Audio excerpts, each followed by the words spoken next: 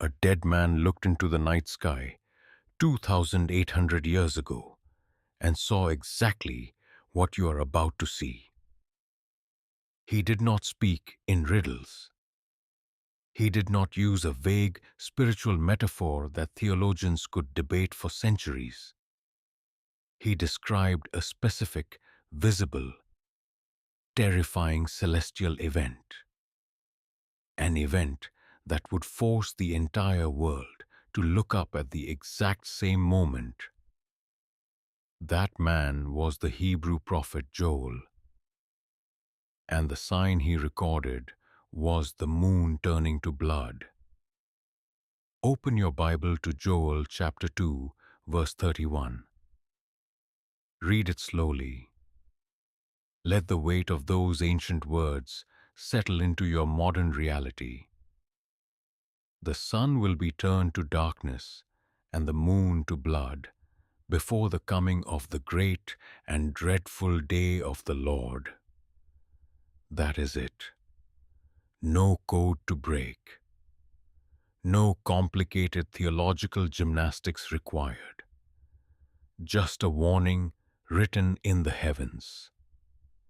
It was written nearly 8 centuries before Christ walked the earth, written long before telescopes, before modern astronomy, before humanity even understood the mechanics of a lunar eclipse. And yet, there it is, pressed into the ancient scrolls, staring back at you in black and white. Today, when the moon turns blood red, the world calls it a spectacle. The news anchors call it a rare lunar eclipse. Millions of people will step outside, point their smartphones at the sky, and call it astronomy. They will marvel at the beauty of the shadow passing over the lunar surface. But the Bible calls it something else entirely. The Bible calls it a warning. You need to stop and feel the weight of this moment. Because what most people sitting in a church on Sunday have never had explained to them clearly is this: God does not do things by accident. When the creator of the universe wants to get humanity's attention, he doesn't just whisper in the wind. He uses the heavens as his billboard. He uses the stars, the sun, and the moon as his cosmic clock. And right now, the hands of that clock are moving. We are living inside the setup, not the distant past, not a forgotten historical era. The setup for the greatest spiritual awakening and the most terrifying judgment the world has ever seen. The prophet Joel said this blood moon would be the trigger. And the question is not what is happening in the sky. The question is, are you awake to see it? Most people look at a blood moon and see a celestial curiosity. They see a shadow. They see a reflection. But the prophet Joel saw a pulse. He understood that the heavens and the human heart are connected by the same creator. When the moon loses its light and turns the color of a deep, bruised red, it is not just a cosmic event. It is a mirror reflecting the state of our world and the state of your soul. Think about your own body for a moment. Think about the way a fever warns you of an underlying infection, or how a sudden chill tells you the environment has shifted. You don't ignore those signs because you know they are the language of survival. God is using the moon in the exact same way. It is the fever of the heavens. It is the visible manifestation of a spiritual shift that has already begun in the unseen realms. Look at the world around you. Do you feel that heavy sense of unease, that deep, unexplainable feeling in your chest that something is about to break? You aren't imagining it. Your spirit is picking up on the frequency of a countdown that the world is trying to drown out with noise and distraction. Just as a blood moon is caused by the earth standing directly between the sun and the moon. Many of you feel like the world is standing directly between you and the light of God. You feel the shadow. You feel the cold. The prophet Joel wasn't just a messenger of doom. He was a master of reading the signs of the times. He knew that when the natural order is disrupted, the spiritual order is about to be revealed. He saw a generation that would become so blinded by their own reflection that they would forget to look up. He saw a people who would call darkness light and light darkness. And now, look at yourself. Notice the lines of worry on your face, the way you hold your breath when you read the news, the exhaustion in your eyes that sleep cannot fix. These are not just signs of aging. They are the physical marks of a soul that knows it is living in an urgent hour. Your body is reacting to the same prophetic pressure that is turning the moon to blood. You are part of this story. You are not a bystander. You are the target of God's final, compassionate wake-up call. The moon is red because the hour is late, and the Creator is refusing to let you sleep through the end of the age.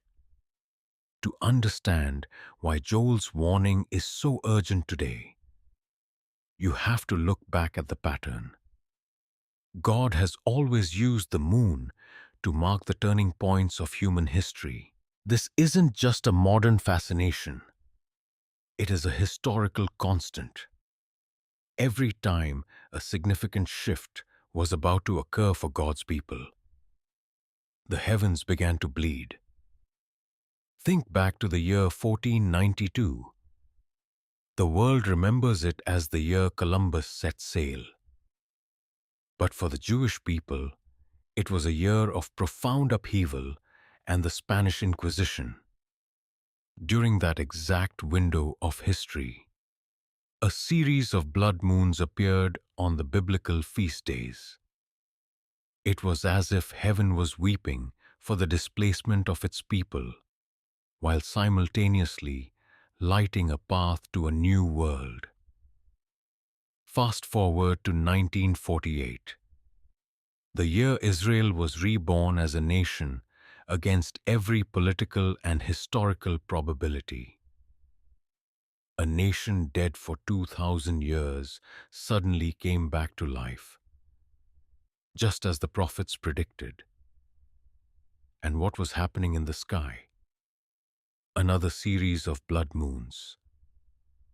The heavens were signaling the restoration of the fig tree. Then came 1967, the Six-Day War. Jerusalem, the holy city, was reunited with its people for the first time in centuries.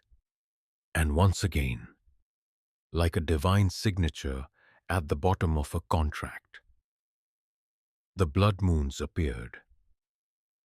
Do you see the pattern? These aren't random astronomical coincidences. They are moedim, the Hebrew word for appointed times. They are cosmic markers placed there by a God who exists outside of time, signaling that the window of one era is closing and another is about to begin. But here is what should make you sit up straight. The prophet Joel didn't just talk about any blood moon. He spoke of a specific convergence. He saw a moment when the moon would turn to blood at the same time the world reached a point of no return. He saw a generation that would have all the information but none of the wisdom. A generation that could track a lunar eclipse to the second but couldn't recognize the hand of God moving in their own lives. When you see the moon turn red today, you aren't just looking at a shadow. You are looking at the same divine signal that watched over the rebirth of Israel and the reunification of Jerusalem. But this time, the clock isn't pointing to a new beginning for a nation. It's pointing to the final confrontation for all of humanity. The pattern is complete. The markers have been set. And as the color of the moon shifts, it is a reminder that the same God who kept his word in 1492, 1948, and 1967 is about to keep his word to the generation that is watching right now. We are told by the world that what we are seeing is merely a calculation of physics. The astronomers will point to the alignment of the sun, the earth, and the moon. They will speak of Rayleigh's scattering, explaining how the Earth's atmosphere filters out blue light and allows only the red wavelengths to pass through, painting the lunar surface in that eerie crimson hue. And they are correct about the mechanics, but they are fatally wrong about the meaning. Understanding how a clock works is not the same as knowing what time it is. You can describe the gears, the springs, and the movement of the hands. But if you don't realize the alarm is about to go off, your knowledge is useless. The prophet Joel did not see a laboratory experiment in the sky. He saw a divine interruption. He saw a moment where the natural laws of the universe were being used to announce a supernatural reality. Why does God use the moon? Because the moon has no light of its own. It is a reflector. It was designed to reflect the glory of the sun into the darkness of the night. But when it turns to blood, the reflection is distorted. It is a signal that something is fundamentally wrong with the relationship between the source of light and the world that receives it. Think about the tension you feel right now. The world is obsessed with climate change and global instability. Yet they ignore the most obvious change of all, the spiritual climate. We are seeing a convergence of signs that the ancient world only dreamed of. We have the technology to witness a blood moon in real time from every corner of the globe. For the first time in human history, the whole world can look up and see the same warning simultaneously, just as the book of Revelation and the prophet Joel foretold. This is the setup I spoke of earlier. God is narrowing the focus of humanity. He is stripping away the distractions of our modern age and forcing us to confront a color that the human brain is hardwired to respond to: red, the color of life, the color of sacrifice, and the color of danger. When you see that red orb hanging in the darkness, it is God's way of saying that the period of business as usual is over. The scientists can tell you when the next one will happen, but they cannot tell you why you feel that shiver down your spine when you see it. They can calculate the shadow, but they cannot measure the weight of the silence that follows. Joel's prophecy is not for the astronomers. It is for the souls who are brave enough to admit that the world feels like it is holding its breath. The trigger has been pulled. The shadow has moved. And what is hidden in the darkness is about to be brought into the light. The prophet Joel did not just write for the world. He wrote for the watchmen. In Joel chapter 2, before he ever mentions the moon turning to blood, he gives a command that should haunt every believer today. Blow the trumpet in Zion, sound the alarm on my holy hill. But as the moon turns red, most of the trumpets are silent. We are living in an era where the church has traded prophecy for entertainment. We have replaced the urgent warnings of the prophets with comfortable messages that don't require us to look up, let alone change. We are obsessed with our best lives now, while the cosmic clock is striking midnight. This is the tragedy of the lukewarm heart, a heart that sees the sign but lacks the spirit to react. Look at the blood moon again. It is hanging there as a witness against a generation that has become spiritually numb. We can talk about politics, we can argue about theology, we can plan for our retirement, but we refuse to admit that the window of grace is closing. The prophet Joel saw this coming. He saw a time when the day of the Lord would be near. Yet the people would be distracted by the noise of the world. Think about the shadow falling over the moon. That shadow is a physical representation of the spiritual darkness that has crept into our pews. We have the Bible on our shelves, but we no longer have the fire in our bones. We recognize the name of Jesus, but we no longer recognize his voice when he speaks through the heavens. You might be sitting in a church every Sunday, but if your soul doesn't tremble when the sky turns red, you have to ask yourself, are you truly awake? Or are you just dreaming of a safety that no longer exists? God is not turning the moon to blood to entertain the curious. He is doing it to convict the comfortable. He is trying to get your attention before the great and dreadful day arrives. The red moon is the alarm clock of Zion. It is the final call for the watchmen to wake up and for the people to return to their first love. The question is no longer, when will this happen? The question is when the moon turns to blood and the earth begins to shake. Will you be found with oil in your lamp? Or will you be caught in the darkness of your own indifference? The trumpet is blowing. The alarm is sounding. The moon is red. Can you hear the silence of heaven breaking?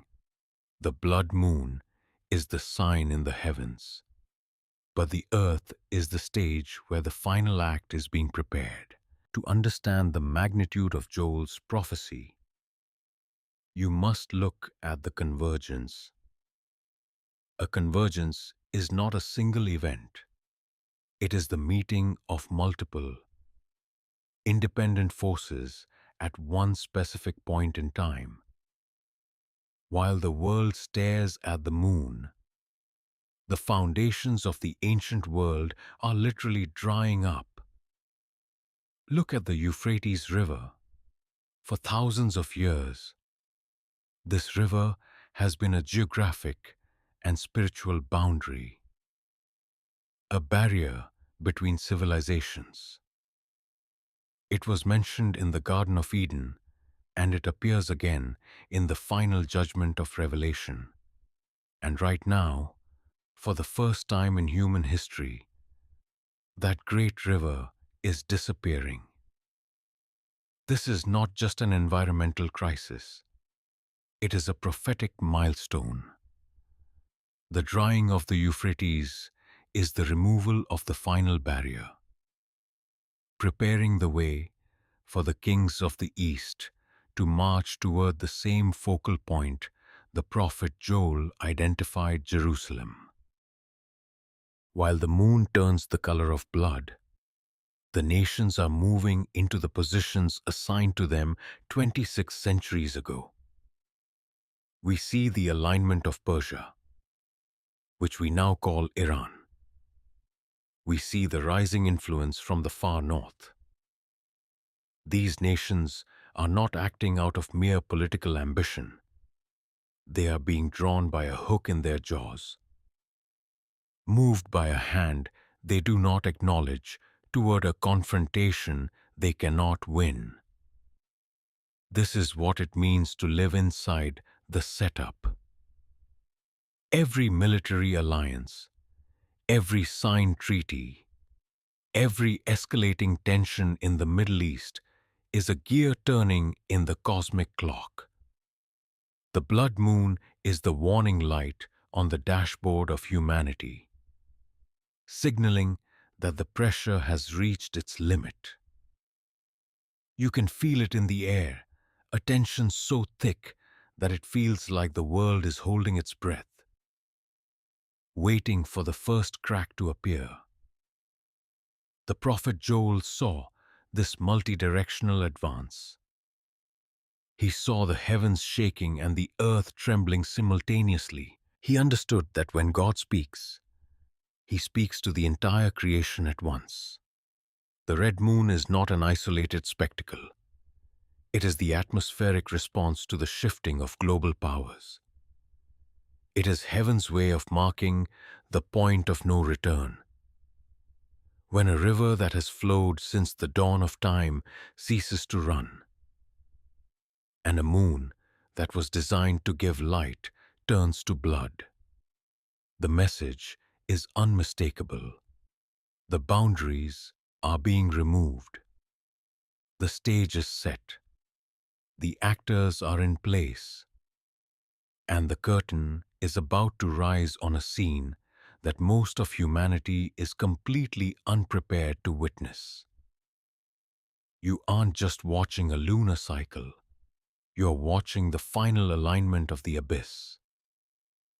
There is a word that the modern world has forgotten, but it is the only word that matters when the moon turns to blood: grace. We have talked about the signs, the wars, the rivers drying up, and the sleeping church.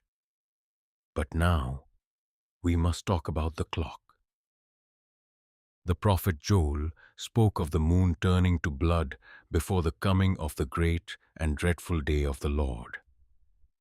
Do you hear that he said before? This means the blood moon is not the end itself. It is the final mercy of a God who refuses to let you be caught off guard. It is an open window. Imagine a massive, heavy door slowly swinging shut. You can see the light on the other side. You can hear the invitation. You can see the warmth of the home within. But the gap is narrowing. This is the spiritual reality of the hour we are living in. You are standing in that sliver of light, watching the door close, and yet, many of you are telling yourselves that you still have plenty of time. You tell yourself you will get your heart right tomorrow. You tell yourself you'll pray when life slows down. But the blood moon is the visual confirmation that the hinges are moving.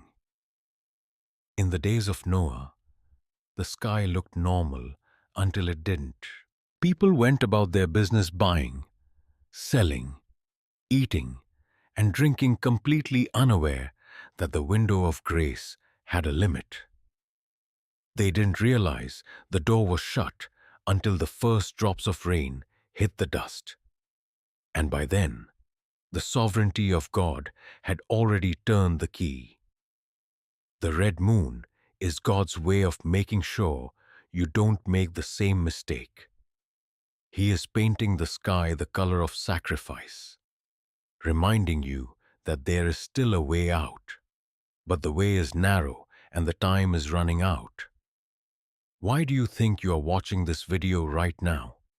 Do you think it's an accident of an algorithm in the sovereign plan of God? This is your tap on the shoulder. This is the human sign we talked about, that unshakable feeling in your gut that tells you the game of pretending is over. The window of grace is not a permanent fixture. It is a temporary bridge. And as the moon takes on that bruised crimson glow, it is signaling that the bridge is being pulled up.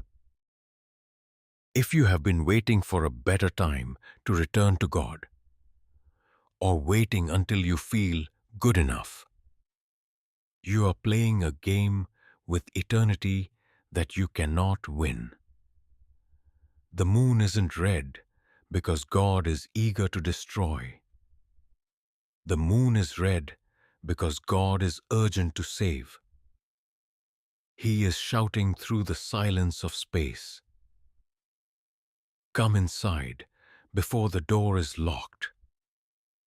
You feel that tightness in your chest right now.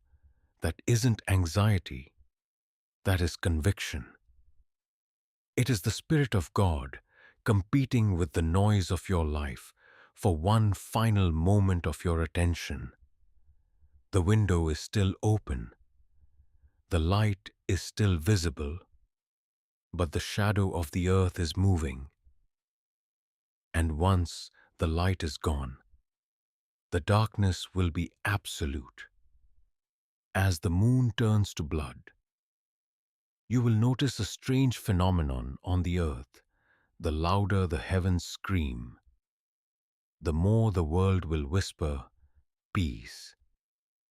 There is a specific prophecy in the New Testament that echoes the warning of Joel. It says that while people are saying peace and safety, destruction will come on them suddenly, like labor pains on a pregnant woman. This is the great deception. The world leaders, the media, and even some religious figures will look at the chaos, look at the red moon, and tell you not to worry. They will promise a new era of human cooperation, a global solution to our fears, and a way to engineer our own survival. But you cannot engineer your way out of a divine appointment. Look at the faces of those who promise this peace. Notice the forced smiles, the hollow eyes, the way their words don't match the vibration of the world around you. This is where your spiritual intuition, your inner watchman, must take over. The blood moon is God's way of exposing the counterfeit. It is a crimson reminder that true peace does not come from a signed treaty or a global reset. True peace only comes through the blood that the moon is reflecting, the sacrifice of the one who holds the keys to life and death. We are entering the time of the Great Divide. In the ancient world, a blood moon was often seen as an omen of a kingdom being divided. Today, that kingdom is humanity itself. The light is being separated from the darkness. The wheat is being separated from the chaff. There is no longer any middle ground. You are either awake and looking up, or you are asleep and looking to the world for answers that will never come. Think about the separation that happens in your own life when a crisis hits. Your priorities shift instantly. The things that seemed vital yesterday become meaningless today. God is using the blood moon to trigger that shift on a global scale. He is forcing a choice. You can choose the peace of the world, which is a thin veil over a bottomless pit. Or you can choose the dreadful day of the Lord, which leads to a restoration that the world cannot understand. The color red is the color of division. It marks the line in the sand. When the moon turns to blood, God is asking, whose side of the line are you standing on? Are you trusting in the walls of the city? Or are you trusting in the God who can shake those walls to the ground? With a single breath, the world will tell you to stay calm and stay asleep.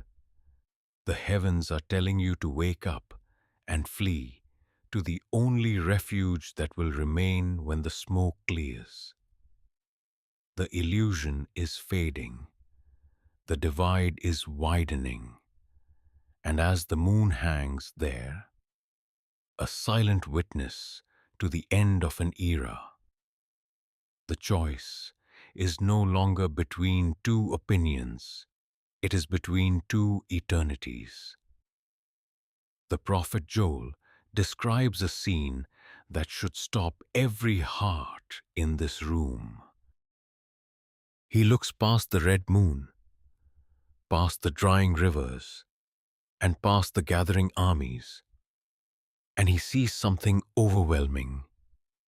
He calls out, multitudes, multitudes in the valley of decision, for the day of the Lord is near in the valley of decision. Do you hear the scale of that multitudes? This is the final destination of the prophetic clock. The valley of decision is not a physical place you can find on a map. It is a spiritual state where every human soul is forced to confront the truth without the veil of distraction. When the moon turns to blood and the sun is darkened, the multitudes will realize that the time for debating, the time for doubting, and the time for delaying has vanished. In that valley, the only thing that matters is which voice you have been listening to. Think about the weight of that word decision. Most of us live our lives as if we are the ones in control of the timeline.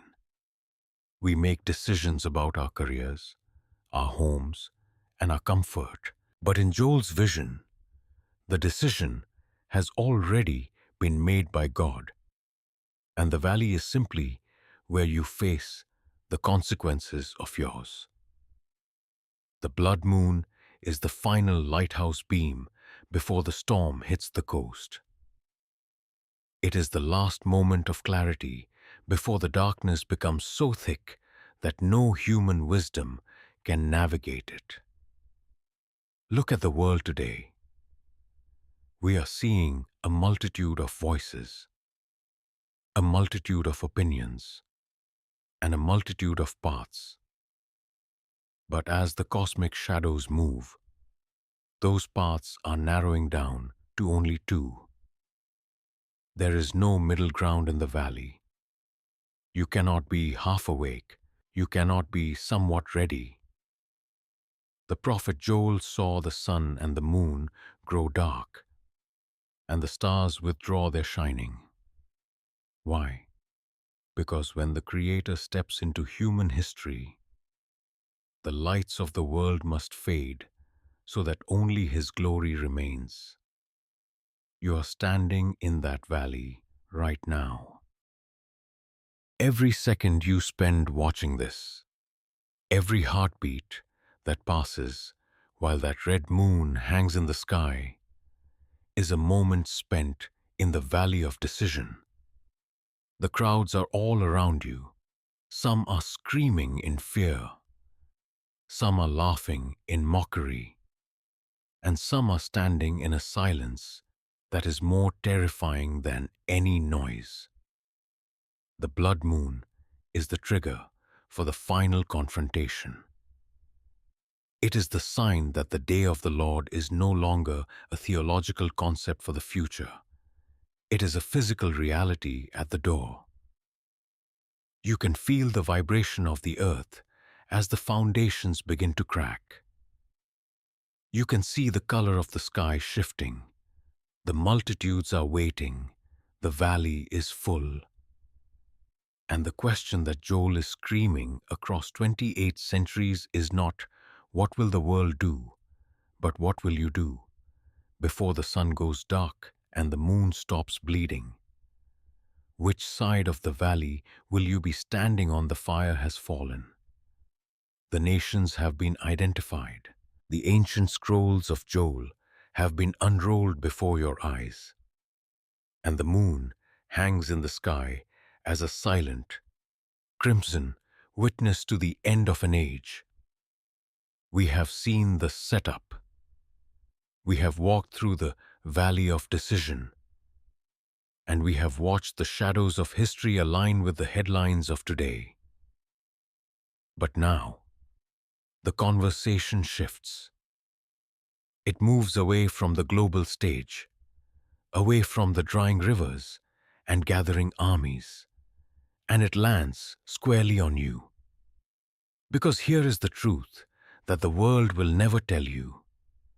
Prophecy was never meant to make you a scholar of doom.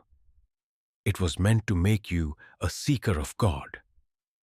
God did not turn the moon to blood 2,800 years ago in the vision of Joel just to terrify the future. He did it to get your attention. He did it because he knows the human heart has a tendency to wander, to fall asleep, and to settle for a life that is far smaller than the one he designed for you. The blood moon is not just a sign of judgment. It is a sign of a father who is refusing to let his children sleep through a fire. It is the ultimate "I love you," written in the most urgent color of the universe. As you look at the world falling apart, do not miss the fact that God is holding the pieces. The same sovereignty that puts hooks in the jaws of nations is the same grace that is knocking on the door of your soul right now. You feel that pull in your spirit. That isn't coincidence. That is the Creator of the stars calling you by name. He is telling you that the world's peace and safety is a lie, but His refuge is eternal. The prophet Joel ended his warning with a promise that is the only hope we have left. Everyone who calls on the name of the Lord will be saved. Not the perfect, not the religious, not the people who have it all together. Everyone. The window of grace is still open, but the blood moon tells us the sun is setting. You don't need to understand every detail of the end times to understand that you need a savior today. There is a shield for the fire that is coming, and his name is Jesus Christ. He took the judgment so you could have the peace. He shed his blood so the moon wouldn't have to be a sign of terror for you, but a sign of victory. The clock is running. The nations are in position. But the most important alignment is the one between you and your Creator.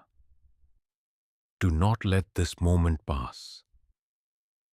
Do not walk away from the screen and return to the noise. If you feel the weight of this hour, if you want to move from the valley of decision to the mountain of grace, then act now. If you are ready to surrender your life to the one who named the stars and knows your heart, then I want you to make a declaration that heaven will hear.